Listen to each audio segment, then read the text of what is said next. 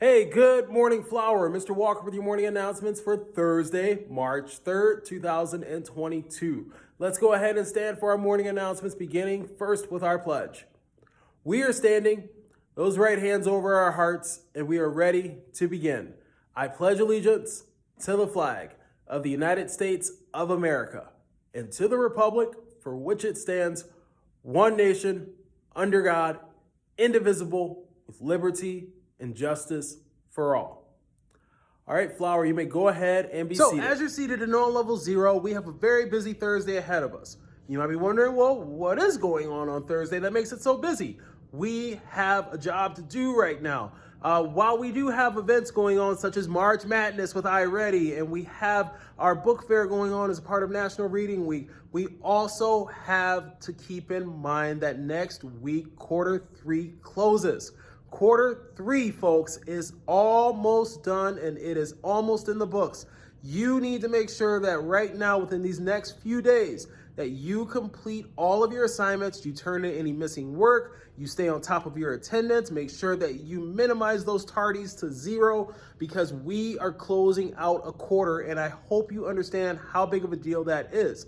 These grades are going to be on your report card, which then will be on your transcript, which will follow you, and that's not meant to scare you, it's going to follow you into high school. Now, we need to make sure that we finish this quarter strong. So right now, there's no more parent-teacher conferences at the moment. There's no more opportunities for you to just have a progress report. You are going to need to pause right now, buckle down, and really think about how you are going to close this quarter out strong and not just think about it. We can't just sit there because remember, hope is not a strategy. We need to figure out an actual strategy about how to get everything completed before the quarter ends. So March Madness is underway with iReady. We have started and your iReady progress is showing. Mr. Walker is trying to take a little sneak peek at your data at the end of each day, but really we are going to be waiting until the end of the week to really check in to see which teams survive and which teams are eliminated. Now, we've got some news later on about what happens to a team once they're eliminated, but let's see who makes it past this first round. All right, so our AASA question of the day begins next week, and I am so excited. This is formerly known as our AZM2 question of the day, and here's how it works. So students in grades 3, 4, 5, 6, 7, and 8 will all receive a question of the day. Now, I am going to give everyone the same content area question. However, the question is going to look a little different because we're all in different grades here. So everyone's going to receive a question of the day that Mr. Walker is going to provide you all every single morning.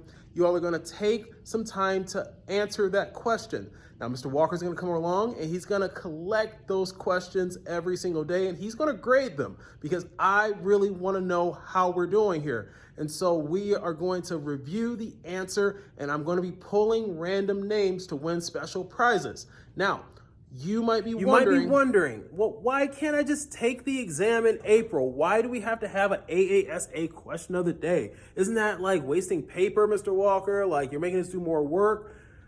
History shows, Flower, that hard work comes from preparation.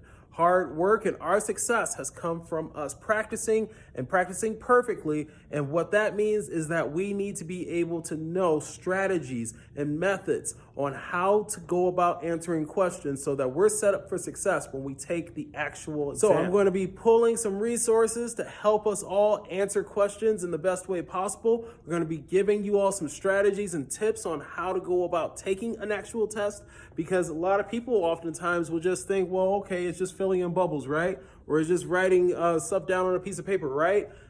Much more to it than that. And we're going to be diving into some methods that are going to help you out in a big way. Remember, yearbooks are on sale, so please make sure that you go out and you purchase your yearbook, $25. Please see the front office or Mrs. Deere if you have any questions about yearbooks. Now, we also have our dress down day coming up tomorrow, March 4th. We can't wait for that. Please make sure that you are prepared with your dollar. So this is such a special thing here we have. It is National Reading Week. It is time for our book fair. And I love just going to our music stage right now and seeing right behind the book fair photos of us as AMS students and staff reading with our family, friends, loved ones. Love seeing the love of reading. We want to pause and take a look at women's history that has influenced our world and society as we know it, women's history that impacts our past, present, and ultimately our future. Every single year, Women's History Month takes on a different theme. This year's theme is providing healing and promoting hope. This is not just directed towards our COVID-19 pandemic, but just in general. Women have provided healing and promoted hope in so many different ways across so many different fields, impacting so many different people. Let's see today how you can take this theme and apply it to yourself in your own lives. All right, Flower, let's go ahead and make it a great Thursday. The choice is always yours. Bye-bye.